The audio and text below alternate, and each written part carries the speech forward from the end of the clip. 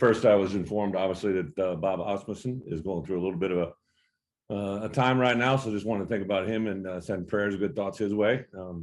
And then also today, my baby girl Brexley is turning 2 today. We were at one point thought we were going to have a St. Patty's girl, but we missed it by about an hour and 10 minutes. She was born at 1:10 a.m. So we missed a St. Patty's girl, but very happy for her.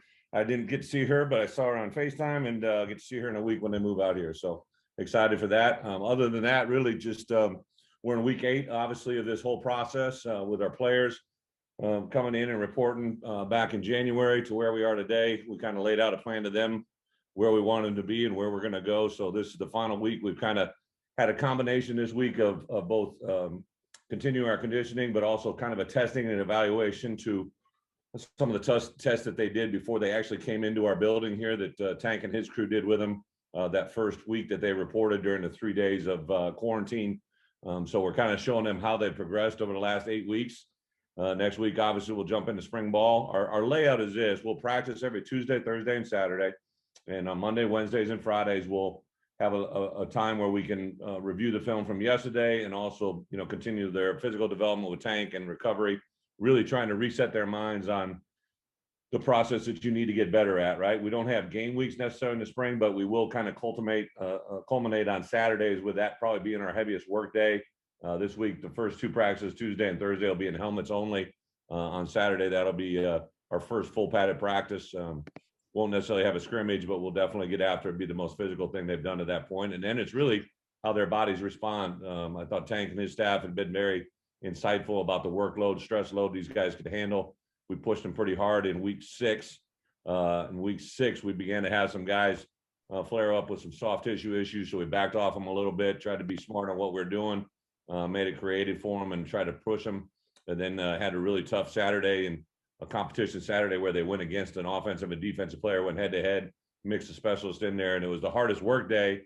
And then none of them even were even thinking about the workload. They were thinking about the competition, which is exactly where you want them to be. So a lot of great insight going into them. They're getting around our coaches more and more on a daily basis. The way the NCAA laid it out 2 weeks ago, they gave us an extra 2 hours of meeting time with them that we've been able to capitalize. And I know our guys are really anxious. They're literally, you can just see them feeding off the energy of what we're trying to provide for them. So I think when you get to talk to them this week, you'll probably hear that. So to help your guys' job make this more easy for everybody, the last thing I want to do is ever put anybody's job, make it more difficult than it needs to be, including me as a head coach. So during this spring phase here, you'll actually have media access to either me, my coaches, or our players 6 days out of the week. All right, we'll take Sunday off. We'll all take a breather so we don't have to see each other every day of the week, give the Lord's day off.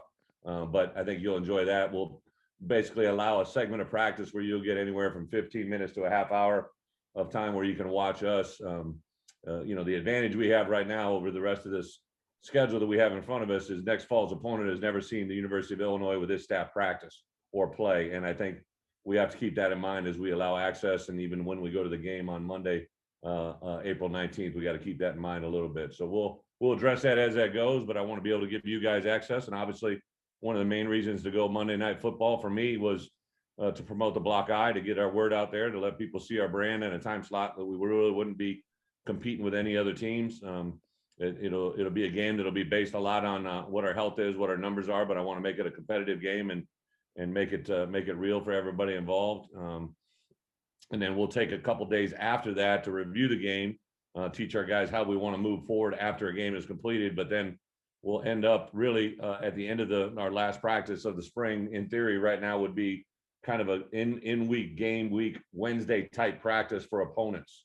We'll game plan that last week. We'll lay out how we do our scouting reports, how we do game plan. We'll give our coaches access to our players to show them how they'll approach a practice on Tuesday, Wednesday, Thursday, Friday to get us ready for a Saturday game plan. So that's kind of where we're at. A lot of things up in the air about the whole COVID process we're going through right now, from recruiting to really even scheduling of when our guys will be able to come and join us in the summer. We would definitely want to give them a few weeks to get home with their families. It's been a very unusual year, not just the last 6 months, but really the last year and a half for these guys. So it's something that we want to respect and give that. And then just a final shout out, and then I'll open up for questions. I see Kent with a bracket behind him. All right. So I'm sure everybody's got theirs filled out. I cannot by NCAA rules, so I haven't filled one out even for fun. My wife and I compete for garbage takeout. That's about our only thing we wager. So we will fill out our brackets, but other than that, wish Brad and his crew the best of luck. They're fun to watch, but everybody, it's been awesome for me now to be here a couple months and get around. And I met Mike Small, right? I just seen this guy on Zoom and have been able to be around him and see what he's doing, to see Janet and the women's soccer and like all the different sports, just to be around these people. It's pretty awesome. Athletic department that Josh has put together and maintained from the people that were here before him, and the success it's at all these different programs and spring sports. It's really a fun time to be here. I can't wait to be back to being full normal. So with that, I'll open it up for easy questions. Jeremy, we'll go ahead and let you lead off, and then we'll let folks follow in on the chat as you signed up. So go ahead, Jeremy. Good morning, Bret. You've had about 2 months or so on campus here to kind of evaluate your roster now in person. What's involved in that for you and your staff, and what have you learned about your roster that you inherited? Great question, Jeremy. Like the first time we really saw him was in the pure observation role. I wanted to give Tank, I wanted to jump in and work with him right away, but Tank, after getting the evaluations back where they were, we had some deficiencies by position that we really wanted to make sure, some mobility, flexibility that we wanted to make sure we could work for 4 weeks before we started putting our hands on them. So I would literally just sit up here for the use that been in the indoor. I call this my little Zoom room here where I'm at. But I can literally overlook the field and watch the guys work out. They kind of know I'm there, but I'm not there. I'm not there looking at them because they kind of get freaked out when we start watching them. We just want to let them get to know us a little bit. I think the athletic composition of our roster is impressive.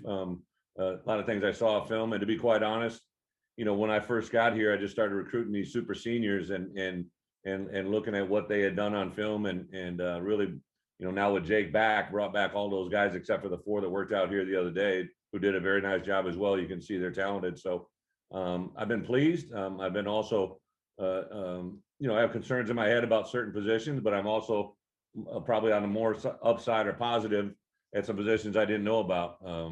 So it's still an evaluation process, but we have put our hands on them. We worked with them. We've seen how they responded. I like the way they've competed. They definitely have grown in every aspect that we've asked them to do, but we're nowhere close where we need to be, but we're on that path. So how much does, watching them in Tank's workouts or whatever you can do now compared to spring ball? Like how much more evaluation can you do in spring ball? Well, the biggest thing is we can't put a little brown ball out there yet. We haven't been able to be around them when they've actually had a football in any way, shape, or form. Like there's certain drills that we can do with bags and cones, but you can't hit a sled. You can't use simulated drills that are very football specific. So until you really get out there on the football field, there's different phrases out there, but a lot of times guys look good in drills, but maybe they don't do great in skills. So like there's a lot of carryover. Believe me, next Tuesday will be a little bit of an indication. Thursday will be a little bit better, but then Saturday when we put the pads on, that's when the separation usually occurs. Thanks, Bret. Yep. Good morning, Coach. You've spoke a lot about like the family aspect that you're trying to build and the tough, smart, dependable football players that your culture's been built on. How much of the foundation of that is built in this first spring football that you're going to have in a couple of weeks here? I think it'll be paramount, Alec. I really do. But I like the way they've responded. We do these little football one-on-one classes where I teach and they listen. We usually do them about 15 minutes twice a week. And we go everything. The first thing I talked about was first down, what that meant. Then I talked about second down. Then I moved to third down. Then I talked about how those different downs are affected by where you are on the field, whether you're in the normal area of the field, whether you're in the shot to fringe, or whether you cross the 50 or you're in the red area. And that's what I really enjoyed, the response from them. Once we got the building opened up and they could come in and see us, I would make individual cut-up tapes for D linemen, O linemen, skill players, and really look at their films of the past. Maybe I'll compare them to an NFL type player. This is, they all think, every edge rusher thinks he's Lawrence Taylor or everybody thinks they're the greatest player at their position ever. And I try to show them guys that they might be similar to or body type wise. And if they could get to that level, that would be a great thing. So the one-on-ones, but also the group settings when we're in our team room have just been awesome. I went through one on Tuesday. I did a end of half, end of game scenario with 2 divisional opponents for us. And when I was going through it, I was just, firing questions at them, and they were unbelievable responses, really, really engaged with it, having some fun with it. So it's been a nice growth for us, but obviously we really won't know until we get into spring ball. And then have you had a chance to kind of, I guess, talk to your players about the differences that they might have seen in the workouts that you've done? Obviously, like you said, there's no football, but it's all still drills, and how much different it could be in spring ball here coming up.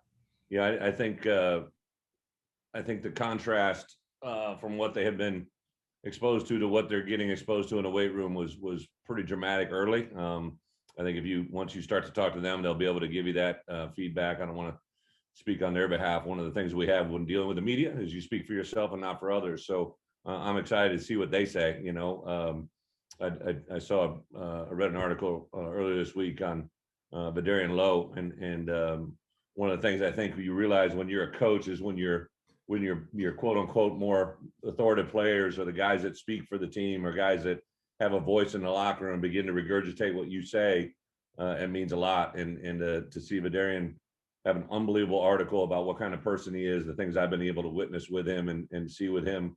And then one of his last comments in that article was he was going to keep stacking days. And I just like had a huge flash in my mind that we are reaching each other and building a trust and a relationship there. So I think they see it as a positive. I think we really tried to show them why we do things, not just, hey, go do this. This is why we do this, and the results can be this. And you tend to everybody always wants to point out the negative. I try to point out the positives. On Saturday, we had a little coming to Jesus moment. We had someone not show up Friday night on time, and we went to a meeting on Saturday, and I got after him a little bit, and then we gave him a certain reward. And part of that, I also read off 4 or 5 comments that were from their professors, the people that they've been working with in these academic course loads, and there were very glowing comments about people maybe they didn't necessarily think we're going to have them said about them. And remarkably, then over the next 3 or 4 days, the players have been asking me, well, why aren't you saying this about? I only had 4 to go off of, right? I'd like to say all the positive ones out there, but it goes to show you, once again, positive reinforcement can come back tenfold, just like any other type of negative reinforcement. Thank you, Coach. Yep. Hey, Coach. High school football starts this week in the state. I know you guys have been really active with your outreach. I saw the little video that you guys had put out on social media. Do you amp up that outreach now that you guys are kind of getting on the field and, having that spring game on Big Ten Network? Yeah, Marley, absolutely. We made the effort to reach out to every high school coach in the state, and that was an overwhelmingly positive response, and really has led the inroads to even some players that we didn't have our radar for 2023, 2024 in one instance, and really just general outreach to the community. I did a Zoom call with the CPS, Chicago Public Schools. Myself and a couple of my coaches got on there and did that with over 70 coaches in that area, expressed to them, hey, we're not only looking for good football players. If you really follow us, we sent out a tweet this past week. We're looking for some student video workers. So we're really not just reaching the high school student athletes, but people that can be involved in our program. And then, yeah, we definitely have made a lot of contact with the players in the state here, wishing them good luck. I'm sure you'll find this out, but there's actually been a couple games already that have been postponed because of some unfortunate outbreaks. And you got to be. It's a great reminder to our guys. I said it to them last night. We got to pay attention to the world going around us. So I'm just generally excited. But I tell you what, as a head coach in the state of Illinois, right, at the University of Illinois and the flagship of our state, we have to be able to take advantage of this time, right? We got to be able to take advantage of, they're playing 6, hopefully, games that we can take a kid that maybe he was a 180-pound underdeveloped sophomore, now he's a 225-pound junior, and he's changed dramatically, or a 260-pound guy that's now 240 pounds and is turned into a different athlete, so to me, it's a benefit for us. I mean, obviously we didn't get the fall, but I wasn't here, so it really doesn't matter. So now we got a chance to evaluate our whole state, and there'll be a couple guys that come out of the woodworks. We actually just signed a guy. I'm sure you guys all followed on Twitter, that was a late addition. We saw his film, saw where he was. We think he's a player that can play for us, and the rest will be written. And you also mentioned the basketball team briefly. Now that you've been in the community a little bit, I can imagine you've seen just kind of the excitement and the hype that has been surrounding that program. I mean, does that kind of just get you excited for the season and spring ball and like, okay, this basketball team is having an incredible run. Like now it's our turn, and just seeing what kind of hype it brings into the community? Yeah, I distinctly remember when I was first here with Josh, he was kind of giving me a tour around campus, and I was remembering as we were riding there, we were coming up on State Farm, and we like he made a comment to me, and he just kind of talking. He goes, "It's too bad that a lot of different reasons that we're in this pandemic and the all the rules are around COVID." He goes, "Because this place will be rocking right now like it's never been rocking in this modern era." So like it said something to me then, and then as I began to watch this thing unfold, and I see on social media the way our students reacted on Sunday, when they won the Big Ten tournament title. I've actually talked to Brad a number of times, but really only seen him face to face a couple of times. Once when I was in the arena, and then we went to say goodbye to him when they were heading to Indy on that send off over there. And yeah, you're excited. I think there's correlations. Like I don't know Io very well, just watching play and perform, but I know his story about playing for his home state and how important that was, and maybe he can set a legacy of Illinois basketball for a long time. That's what we need from someone in our state right now in football. That's part of that reason we did that video, right? So like, plus I had those monster 6-pack abs coming out of that sheet of paper. It was the beginning of a game, so that was fun. But it just there's a great feeling around where we're at. I just had another Zoom last night with a large group of former football players from all over the country. We were on the Zoom last night for about an hour. My whole staff introduced themselves to them, and there were high school coaches that were former players that were on that Zoom call. And they got to ask us questions, and just a really good feel for right now. But I get it too. We haven't lost a game. We're undefeated, so everybody's happy. But we're going to kind of keep riding this as long as we can. All right, thank you. Thank you. Hey, Brett, hope all is well. Is there a direct correlation between having a successful spring to a successful season, or is it more just really important but not a must? I would say they're all core. Yeah, there's definitely a correlation and carryover. But I'm going to tell these guys up front. Like we have a big meeting tomorrow night, Friday night.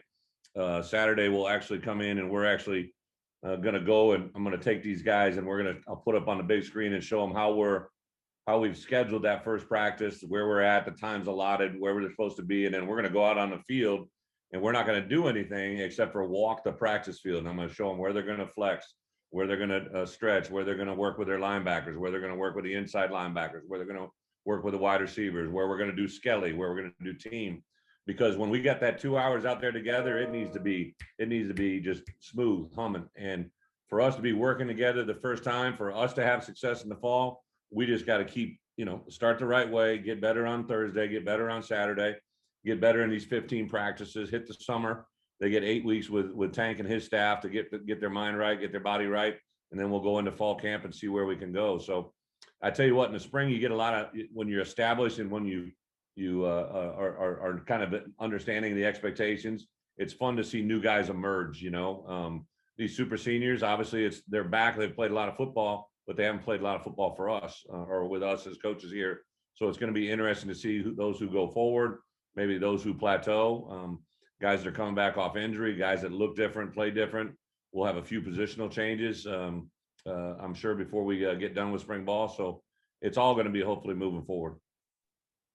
And then my second one is, you're a coach that has said multiple times you want to get to know your guys on a personal level. How has that gone so far? I know you touched on Mr. Lowe, but how has that gone so far for you in the first 8 weeks? Well, it's probably the only disadvantage is these masks, right? Like I could take them off now. I'm the only one in here, but when we're out on, when you're walking around the building and they're in our meetings, I'm looking out to a team room, with 100 plus guys, and they're all wearing masks, and a lot of them got hats, so like, it's just hard to get to know them, their faces. So once we put the jerseys on them and I could see them out there working out without headgear on, that has really just helped me get to know them. And then now, the ones you want to jab a little bit here, like, Barker's always a good target to jab him up a little bit. Anybody that you can realize you want to, I'm trying to get Brandon Peters to, whatever we got to do, recite poetry or read poems to get him to speak more, like whatever we have to do to make these guys communicate. And I tell you what, we had a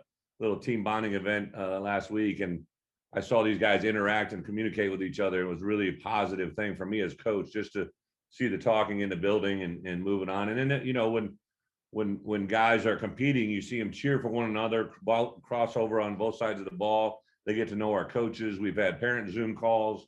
We've had Zoom calls with, you know, with positional groups.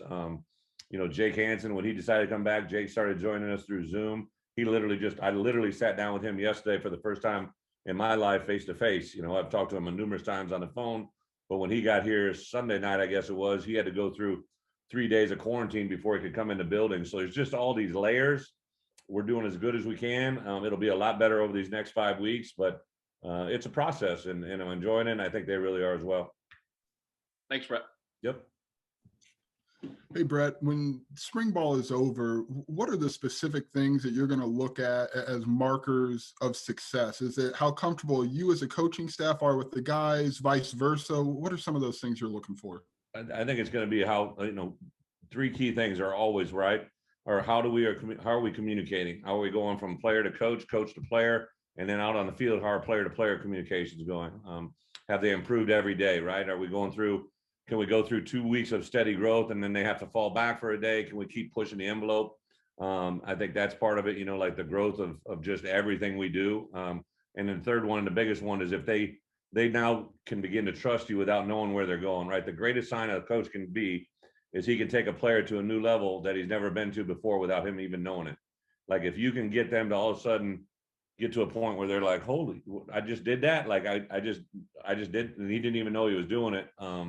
That's when you truly reached your goals. You know, as I hit these guys up early on, you know, I just want 3 things every day: do the right thing, be respectful of others, and be the best you. If we can do that every day, we're going to have a really good chance to get where we want to be. But I like the early returns, but at the end of spring ball, to be honest, Joey, we'll sit down. I've met with a lot of our players, but I've never sat down individually with each guy on the team. And that's something I'll do, because when they are done with spring ball, they got about a 3-week window here on campus before they hit finals and go home.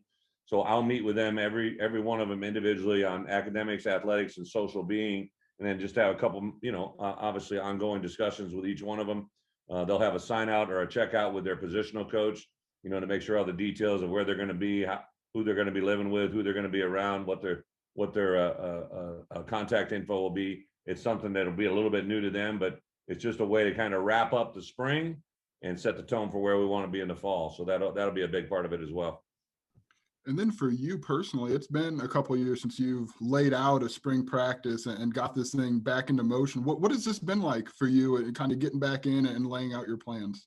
Well, it's been awesome for me, because I think one of the greatest things you can do is listen, right? I don't have all the answers, but I definitely enjoy listening through people, not only the 10 coaches I hired, but also the 4 GAs and all the other people I brought in around the program. We all steal from people, right, that have success. And one of the great things about being in the NFL the last 3 years is I've been able to go around the country and gauge other programs and what they're doing. You know, I went to coaches that were involved in spring ball that I used to compete against, and all of a sudden I'm in their facilities, you know, working out their players and seeing how they do things.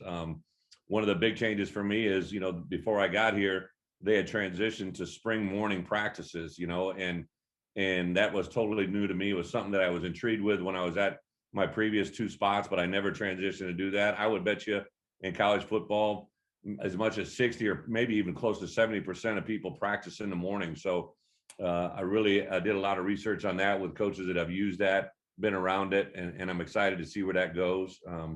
So, you know, but just little things like you're saying, you know, we got an indoor practice facility, we got a grass field, and we got a stadium. I want to figure out the best one for us to get the best results in practicing, safety for our players, but also consistency for our players and coaches. So it's all a learning experience, but it's something that I love getting back into. I do like being a head coach and being in the front of the room and gathering these meetings. We meet with our coaches basically every day. Yesterday we had a 14-person department head meeting where we talk about everything in the building, from the parking lot to the showers to the parking exit, you know. So it's been a lot of fun. Maybe the others aren't enjoying as much as me, but I've definitely enjoyed every minute of it. Thanks, Bret. Yep. Hey, Bret, good to see you, and thanks for what you said about Bob. That's appreciated over here. Just to lead off, Illinois hasn't had a ton of traditional spring games in the last 6-7 years or so.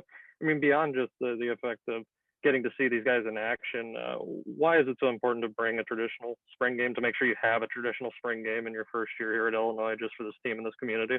Well, I think at that point we should have a pretty good understanding of, of the players on the rosters that we have right now. We'll add some more players over the summer, but you should have a pretty good grasp of what your, two best players are at your position. The two deep should be pretty clean to you. And we'll have a blue-orange game that will basically, feature our best guys that we think playing against everybody else. And we'll set it up to try and let those guys, but I do think the 5 offensive linemen, if we think that a certain group of 5 guys or 6, maybe 7, the more they play together and communicate and talk together in the same game or in that environment, they'll play that way better next fall. And I do want to put our guys, in a position to have a little bit of adversity. I might, all of a sudden call sudden change out, put the ball on the 8-yard line. If it doesn't happen in the first half, I might make it happen in the second half. I want to see these guys respond to adversity. And then I do think for me as a head coach, I want to see how my coaches handle a game day environment. So we'll be on headsets that day. We'll be able to translate and communicate. We can't get enough positive reps on that. As much of an advantage it is that no one's seen us play, it's a disadvantage to us that we've never worked together in a full game environment. So we'll do it there. We'll probably do it one other time in the spring, and then in the fall, I'd like to do it as many as 2 to 3 other times before we play Nebraska, just so we can handle those moments better. And then correct me if I'm wrong, I thought you said back in week 6 or so leading up to this point, you had the guys go kind of a one-on-one offensive player versus a defensive player. Why did you decide at that time that was the thing you wanted to do to see out of those guys? Can you take us into a little bit more of the benefits you see in doing that at that particular time? Yeah, so we had laid out 8 weeks, right? And to keep a young man's attention and make him continue to grow for 8 weeks is a challenge, right? I think that to keep things new and fresh. So we hit that 5-week mark, and I knew Tank knew exactly where I was going with it. I'm like, I think we need to throw some competitive nature in there. Like, so competition brings the best of everyone, right? I mean, you guys compete each other on an individual basis with your coverage and your product. Players are doing the same thing. I'm doing the same thing. So I wanted to make them compete. So we showed them the drills that they were going to do, and they did it within their respective side. Offense came in at one time, defense came in at one time with a specialist, and then we threw the curveball at him. I brought him upstairs on Friday night, and I announced the pairings on Friday night. So one of them was Isaiah versus Tony Adams, right? So take a quarterback versus a wide receiver who's got good athletic ability. I put Owen Carney up against Vidarian Lowe. I put Jarasati against Calvin Avery, right? So had guys at every position that were kind of competing. And right away, people probably automatically thought, oh, this guy's going to get this guy. This guy's going to get this guy. I put Deuce Spann up against a specialist. So like, it was fun because as they reacted, I knew exactly where they thought they were going. And then we competed the next morning at 7 a.m. or 8 a.m. And then we gave them an hour break, fed them, and we brought them upstairs. And then we showed the results, and we made them stand up. And the winner was recognized and the loser was criticized, right? So you build that brand of you compete every day. And because it was crossover, it was cool too to see them react one another. And I just think competition breeds that in you, and the more competitive nature we can be, the better we'll be. And to my point, Colin, I said earlier, on that day when we met at competitive, that was the hardest work day to this point. And I would say universally, those guys handled the reaction to the competition and the actual workload better than they had at any other point. Like, some of those guys go to trash cans like they're thinking they're water, and they're not drinking for water, believe me. So like, I think it's important. That day we had very little of that, and it was just because they were concentrating on the competition, which is what you're looking for on Saturdays. Thank you, Bret. Yep. Hi, Coach. How much time are you going to be able to spend in the spring installing the new schemes? I know you're going to play completely different schemes than what Lovie Smith did, and how does that process kind of work, starting from the ground up? Good question, Doug. I think first off, anything that we can carry over from Lovie, like it's much easier for us to learn versus the players, right? This is what we're here for. There's no limit on our hours. A lot of my guys are in the building before 5 a.m. and they're not out of the building until we're done with our last Zoom. at 8:30, 9:30 at night. All right. So there's no limit on our hours. There are limit on player hours. We can't make them learn beyond the 20 hours that we have unless it's on their own. So, or the 10 hours that we're in right now. So if we can carry something forward, we try to do that. But on the same account, we had to put it in our terminology so that we can get, but a post route is a post route, you know, so like TP, when I was talking with Tony, we try to do as much of that as we can, but schematically, absolutely. We'll spend every day. We've already done that. Really, the last 4 weeks, we've been installing little pieces at a time, situational awareness as well. Like I work with as a head coach, I teach them what an end of half situation is. We teach them what an end of game, what a backed up, what a 4-point play is. We teach them all these football IQ things that make them better players on the field. And when we can show them film from last year or our divisional opponents, that's what we use. I use a little bit of NFL film. But I would say Tuesday, Thursday is going to be a huge emphasis on fundamentals and drills, right? And I don't want them to get them good at a drill. I want them to get good at a fundamental, right? So that's going to be a huge emphasis on Tuesday and Thursday. That's the area that I'm going to let you guys come in and watch from a social distance, to come in and watch that part of it. You'll see that working out. There'll be very little team periods. I think we'll have, out of 24 periods, I believe only 6 of them are team periods. The other 18 are pretty intense fundamental work. And you know, from the outside, it appears that you've been recruiting to your schemes. I mean, you added running backs, you added linebackers. Do you feel like you're working toward having the personnel that you need to do the things that you want to do? I'm very excited about what we did in our recruiting department. Pat Embert has been absolutely awesome. I've now added Jay Kaiser, who handles our college personnel. Hired some other people. Nate has been able to join us now in the high school world. We're very close to adding another former alumni that'll help us in the recruiting world here pretty quick. And then we'll probably just have one other position to go. We've added some people in the graphics department and looking to add some people there in the video. And that's probably been the most enjoyable part for me. I love football, I love coaching, but to see this new group of people working, not only just we've been working on this 2021 class still, you know what I mean? Because I specifically kept scholarships back because, you know, there's some players that are going to pop up in this state, or in other ways, we also found one in Florida, right? So like there's some great asset to being patient. You don't have to spend all your money at one spot. I used to tell, you know, different people, just because you got $20 doesn't mean you got to spend it. Same thing in recruiting, you know, just because you have 20 scholarships doesn't mean you got to give them all away. You know, find the right ones for you. So we're building that, but the 2022 class that we're working on now, building relationships with them. And we've had a couple kids, even though they can't come on your campus and come in your building, they've been able to come to campus. We've had a number of guys the last several weeks tour our campus. You know, my office up there, it's all glass, you know, and I can literally see a prospect down on the sidewalk walking, and I can talk to him on the phone. I'm like the boy in the bubble. I'm like waving at him, but I can't see him. So it's a different time in recruiting, but it's one that we're trying to take advantage of and maximize. Thank you, Coach. Thank you. Hey, Bret, how excited was Caleb Griffin when you guys added that wide receiver listing to him?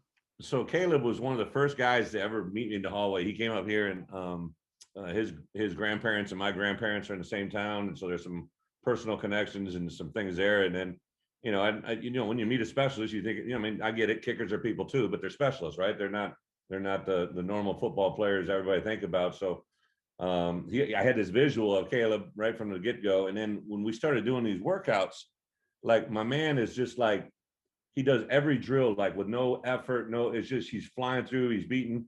He's the one that went head to head of Deuce. And we'll just say that the victory margin was very lopsided and it wasn't in Deuce's favor, right? So, I mean, like you gotta like, and like I started watching all these drills and he would just, everybody else is sweating, hands over their head, mouth breathing, trying to get air in their lungs. And Caleb's kind of like, you know, just walking around like he's handling it. And so George McDonald came over and I made the comment about how Caleb handles all things physically better than anybody else. And George came over and he goes, "Hey, can I take him into wide receiver drills today?" And I said, "Let me go ask." And so we went up him and I said, "Caleb, would you like to do this?" And I go, "Just let's see how it goes." So it went well. And then I brought him in and I just said, "Hey, I want you to have full competition. And, you know, there's no jobs that are guaranteed to anybody right now. We've obviously had a kicker and a punter that have accomplished a lot here, but I said, I'm going to let you, you know, compete for the starting kicking job. But if you want to, I would also love to have you see what you can do at wide receiver, right? If you can help us, I'd much rather have you stand out on the field and work than have you stand next to me on the sidelines and take stats, right? So like, we'll see where it goes. He was actually just in my office a little bit ago. We worked out a plan for where we'll be Tuesday, where he'll work with the kickers and when he'll work with the wideouts, and we'll see where it goes. And then I saw you shifted a bunch of guys over to outside linebacker. What went into that decision? Is it, thinking of what your scheme is going to be going forward? Yeah, I think that one of the things that we took with the defensive line in general, DEs and D tackles, is we kind of took a group of people that we think will be more of outside edge guys on their feet, more of outside linebackerish type guys. And don't right away everybody jumps to 3-4. It's not. It's just, it's a 4-2 concept, but the two outside guys might be standing up. They might be down a 3-point depending on the call. We could also play, a 3-4 scheme with some of those outside linebackers being actually defensive ends a little bit. So I think it just fits their mold a little bit. Coach Kane's been doing a great job with them. It's the position I coached last year with the Giants. Feel very comfortable with it. Been showing them some clips of guys that I think they play similar to and how it can benefit them and help them. Bottom line is, if you're an outside backer and you're on your feet, you just see things a lot better. You see things, jet motion sweeps, alignments, tight splits, wide splits, depth of a back, all the things that you really can't see when you go down to a 3-point. So the more you can see, hear, and communicate, the better you'll play. Thanks, Coach. Yep. Brett, if I could ducktail off that, just how excited have you been about the embracement of these super seniors to maybe asking them to do something different, and the excitement that they feel in that, and the energy that they feel in that? Because it can be scary for them to, when you ask them to do something different, but they seem to have embraced it and want to embrace the idea of putting more tools in their toolbox. It's a great, the world of football is spoken usually in English, right? Like we all played college football, we covered it, everybody speaks English, but in every program that I've ever been, whether a player or a coach, the words and the verbs mean different things. Like, I know in one system I was in, the word rose meant we were going to run a bootleg to the right, right? If we said lily, we're running a bootleg to the left because they use flowers to tell you it's a bootleg. Big deal, right? But when you're talking to Joe Schmo in the grocery store, right? If you pointed at a rose, he's going to know what a rose is. You're not going to think of a bootleg, right? But that's where my mind went. So like, communication is unique and different to the program that you're in. So I told these guys, hey, we may call this something different, but it's really this. And with the outside linebackers in general, I just said, hey, you're still a defensive end. You think you've been a D end your whole life? You're still a defensive end, but you have a little bit of a linebacker feature to you. Same thing with our safeties, our corners. We're calling everybody a DB because we don't know right now where everybody's going to fit in. We want our best players in the best positions. So words are awesome. I love words. I love communication. I'll give you an assignment, Matt. All right, next time you can tell me where the term ducktail comes from and why it's used in that term. All right, you can Google that one up, but it's very unique when you find it out. And you also mentioned about trying to get Brandon to talk more. I think everybody who's met Brandon has come to that conclusion. What are you excited about being able to see him for 15 practices and maybe have him take on a leadership role as he tries to win the quarterback job here this spring? Well, everybody has strengths, everybody has weaknesses. And his strengths are, he's obviously a big body, he's very athletic. You can see that in our drills. You can see off film. I haven't been able to work with him while he's throwing, but he's definitely has an arm. But his skill set is his skill set. The things he needs to do, all right. Has he played his best football? No. All right. Well, how do you play your best football? Part of that is he's got to communicate with his teammates better, in a louder fashion. Isaiah, on the flip side, he's got a lot of great skills and tools. All right. But his weaknesses are the things he needs to work on. So both quarterbacks, but both of them are completely different set of skill sets, which we'll work through. We'll manage it. We'll be fine. But they both have to recognize what those weaknesses are. And I think that quarterback position group in general, I'm excited to see them get out there and see where they'll work and see how they'll go through things. Thanks, Brett. I'll have that for you next time. All right. So we've got time for 3 or 4 more questions. I see some follow-ups. We'll try to get through those. We've got about 6 or 7 minutes. So go ahead, Mark. Thanks, Kent. Brett, just a quick follow-up. Governor Pritzker announced literally within the last 2 hours that that people ages 16 and up can get a vaccine starting April 12th. How do you think that might impact your team going forward in the spring or summer seasons? Yeah, I think it's obviously huge. I've been vaccinated. Most of my coaches have all been, but obviously the ones that we concern the most about are players, and not just that, the people that they're around. Right, young people hang around young people. That's the way the world works. So I think anything that really overrides anything that I say or do in this building, we're always just worried about the safety of the people in this room, in this building. And we've seen it, on a big scale. We've seen it on a small scale here at the University of Illinois, but also college. We're all part of college athletics. So one of the most, pressing issues is when do we open up this dead period for us in recruiting? Because for my entire time here, they haven't been able to be on our campus, see our coaches, we're Zooming. We're like Zoom freaks, right? We have 3 or 4 a day, and we set them up with their parents, and we got 6 people on a Zoom call all around one young man, but they could be in 6 different states. So there's been parts that have been good that have taught us we can do that, but we need to see them face to face. That's what the parents, they want to see, feel, and touch what we're all about. So if that gives us a better chance to, open up the doors in recruiting, but then also some of the protocols that we got to deal with our students right now every day, I give them a lot of credit. These guys, we start spit testing or COVID testing. They spit at 5:30 in the morning every day, and they got to get that in before our lift at 6. And we have not had any issues. Our guys have been so conscientious, and just amazing me, the maturity they've shown towards that. So if they can get our current roster vaccinated and the students here on campus vaccinated, I think the world will be a little bit more back to normal, hopefully in the fall. Thanks, Bret. Thank you. Hey, Bret, I wanted to quickly follow up on this football 101 that you do. I've heard you talk about it before. What's the origin of that, and how do you feel like that creates a one-to-one connection with the players? Well, it probably goes back to, I guess I did a little bit at Wisco, but really a lot at Arkansas, and then in the NFL.